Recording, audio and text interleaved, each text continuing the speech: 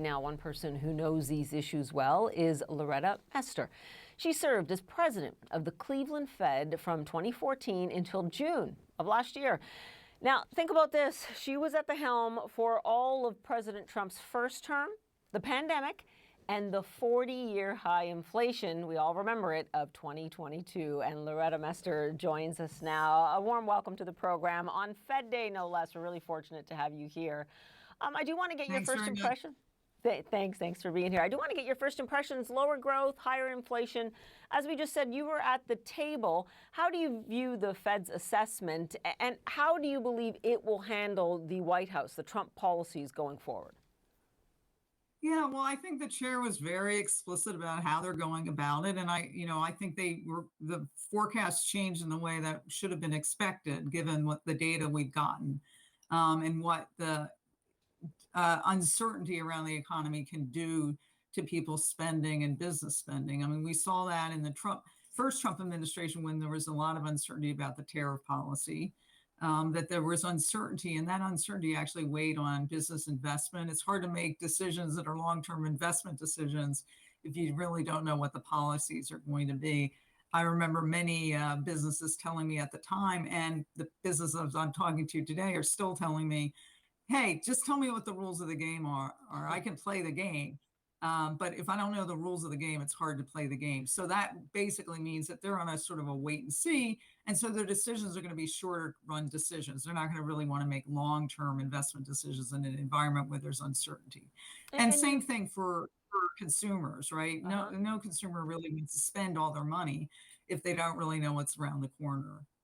But then that's where it turns tricky, right? And when we're talking about the effects of these tariffs, given we don't even know any of these policies and likely may not for at least a few weeks, again, from Mr. Powell, we heard that word transitory in relation to inflation. As you said, he's very explicit about the uncertainty to come. The lingering question is, could that in the end tank the economy? We have seen sentiment down. I want you to listen now to the answer that Treasury Secretary Scott Bessent gave in the last few days. Listen. Mr. Secretary, can you guarantee the American people here and now that there will be no recession on President Trump's watch? Well, Chris, you know that there are no guarantees. If we'd kept on this track, what I could guarantee is we would have had a financial crisis. I really want your insights on this, and if you agree with them. I mean, he claims that, there need to be fiscal cuts, the tariffs are necessary, or else the United States will hit a financial cliff.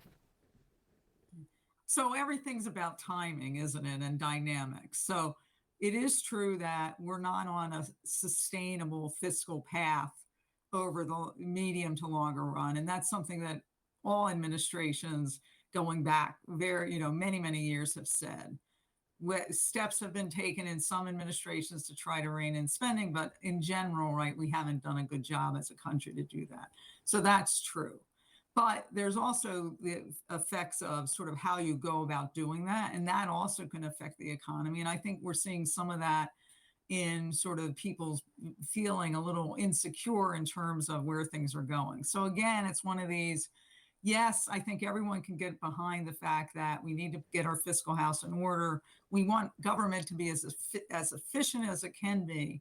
But then how do you go about doing that to make sure that the economy stays on the really good path that it's been on? And I think that's going to be, for the administration, that's something they're going to have to consider. For the Fed, they have a dual mandate goal. They're going to stay focused on their dual mandate goals, which are full employment and price stability. And they're going to take actions to, basically promote those goals. And so what they have to do is they have to take as given what's going to happen in fiscal policy. They don't set that. They have to take that as part of the environment.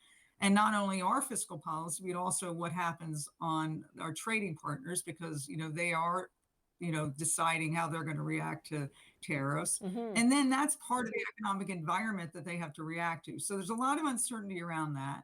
And then add to that the other policies, right, that would work on the other side. If you think trade policy, and generally it does sort of cause slower growth, then the tax policy and the deregulation might cause faster growth. And so when the Fed's trying to evaluate the fiscal policy, it has to take all parts of that into Right. account. You've been around the table there in terms of what tariffs will mean and everything you just put together, which is a highly complicated picture.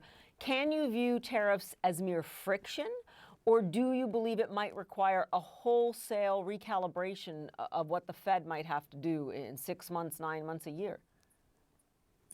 Well, I think what they're going to do, which they should be doing, is thinking about, will the tariffs themselves and the fact that prices will go up for certain goods, both businesses will raise the prices and consumers will face higher prices, will that destabilize inflation expectations? We're already seeing, right, some of the measures in the survey measures move up. Now, most of them that have moved up have been short run inflation expectations, and they move with sort of prices one to one lots of times. But it's those medium term and long run. What do people think inflation is going to be over the medium and long run, which can affect their behavior, which can allow one of price changes to become inflationary? We saw that during the pandemic. Yes, supply shocks, if you look at the textbooks, say they should just feed through. And of course, I was at the Fed at the time, and there was a lot of thinking that, okay, those would basically be one-off price changes. And once the prices work through the economy, it wouldn't be inflationary. Well, what happened was we didn't have our policy well calibrated to that series of supply shocks, and we did get an inflation environment. That could happen this time if the Fed isn't watching for that. What I heard the chair say today is they are watching for that. They're not going to overreact, but they're going to look to make sure that they keep policy well in position to be able to address first, perhaps higher inflation and inflation pressures that might come early because of the trade policy, but also they have to keep a look on what's the longer run implication, and that could be a drop in our in our economy because of the DOGE cuts, immigration, what's happening on other parts of the fiscal package. Well, so they're going to keep watching that too. Yeah. Certainly, the Fed did a job of really outlining the uncertainty and the risk ahead for the economy. Loretta Mester, thank you so much, and we hope you join us again. Appreciate it. Thanks.